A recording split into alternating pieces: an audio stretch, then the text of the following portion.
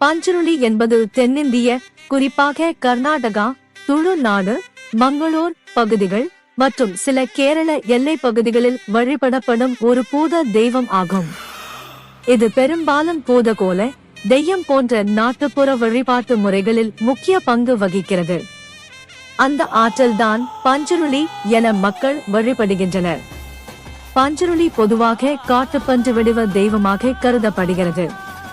பூதகோலத்தில் அதை ஆட்கள் முகமூடி, அலங்காரம், நெருப்பு, இசை, நாட்டுப்புற நடனம் ஆகியவற்றுடன் அவதரிக்கச் செய்வார்கள்.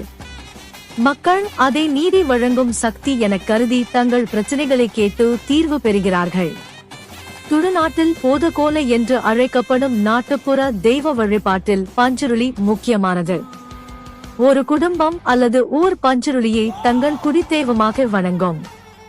வழிபாட்டின் போது குண்டுவிளக்கு, தேங்காய், குடம், பூ, பன்றி உருவ பிம்பம் வைத்து பூஜை செய்யப்படும்.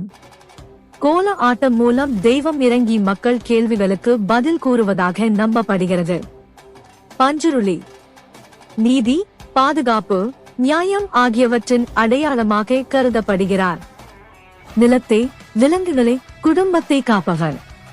பொய் சொல்பவர்களையும் அநியாயம் செய்பவர்களையும் தண்டிப்பார் என்று நம்பிக்கை. பஞ்சுருளி வழிபாடு இன்று கண்டாரா எனும் புகழ்பெற்ற கன்னட படத்தில் முக்கிய பங்கு வகித்ததால் உலக அளவில் அறியப்பட்டு விட்டது. அந்த படத்தில் காட்டப்படும் பூதகோல சடங்கு உண்மையில் துளுநாட்டின் பாரம்பரிய பூத வழிபாடுதான். ஒரு புராண கதையில் விஷ்ணுவின் வராக அவதாரத்தில் இருந்து சில சக்திகள் வெளிப்பட்டு அவை காட்டு விலங்குகளை காப்பாற்றவும் அநீதிகளை தண்டிக்கவும் பூமியில் விட்டுவிடப்பட்டதாக நம்பப்படுகிறது. மற்றொரு புறம் இது சிவனின் பூதக்கணங்களில் ஒன்று. அநீதிகளை எதிர்க்க மக்களை காப்பாற்றுவதற்காக காட்டுப்பன்றியின் சக்தியோடு பூமிக்கு அனுப்பப்பட்ட ஒரு சிவகணம் என்றும் மற்றொரு புறம் நம்பப்படுகிறது. மொத்தத்தில் பஞ்சுருளி சிவனின் அவதாரமா விஷ்ணுவின் அவதாரமா என்பதை விட ஒன்றே குலம் ஒருவனே தேவன் என்ற கண்ணோட்டத்தில் இந்த பஞ்சுருளி தெய்வத்தை வழிபடுவதே சிறந்தது.